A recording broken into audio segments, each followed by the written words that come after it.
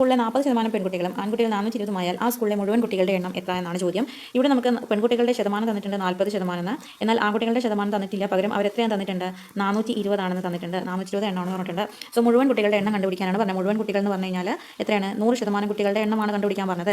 So ഈ 100%ത്തിൽ 40% എന്താണ്? പെൺകുട്ടികളാണ്. 100%ത്തിൽ 40% പെൺകുട്ടികൾ എന്ന് പറഞ്ഞു കഴിഞ്ഞാൽ ബാക്കി എത്ര ശതമാനമായിരിക്കും ആൺകുട്ടികൾ ഉണ്ടാവുക? 60%. സോ 60% എന്ന് പറയുന്നത് 420 ആണെന്ന് നമുക്ക് തന്നിട്ടുണ്ട്. നമ്മളോട് 100% ആണ് കണ്ടുപിടിക്കാൻ പറഞ്ഞത്. 40% എത്രയാണെന്നാണ് നമ്മൾ ആദ്യം കണ്ടുപിടിക്കേണ്ടത്. അതിന് എന്ത് ചെയ്താൽ മതി? ഇങ്ങനെ നമ്മൾ എഴുതുക. ആദ്യം 40% ഏത് വേണമെങ്കിലും എഴുതാം. ആദ്യം 60% എന്ന് എഴുതി. 60% എന്ന് പറയുന്നത് 420 ആണ്. എന്നാൽ 40% എന്ന് പറയുന്നത് എത്രയാണെന്ന് നമുക്ക് അറിയില്ല. അപ്പോൾ നമ്മൾ ഇങ്ങനെ ഇട്ടു. ഇനി എന്ത് ചെയ്യുക? ക്രോസ് മൾട്ടിപ്ലൈ ചെയ്യുക. അതായത് 40 × 420/60 എത്രയാണ് നമുക്ക് ആൻസർ കിട്ടുക? 280 എന്ന് കിട്ടി. സോ 40% എന്ന് പറയുന്നത് 280 കിട്ടിയത്. ഇവിടെ തീരുന്നില്ല. നമ്മളോട് 100% കാണാൻ പറഞ്ഞത്. അപ്പോൾ നമ്മൾ എന്ത് ചെയ്യണം? 280 + 420 ചെയ്യണം. അപ്പോൾ എത്ര കിട്ടും നമുക്ക്? 700. സോ ആകെ 100% എന്ന് പറയുന്നത് എത്രയാണ്? 700 ആണ്.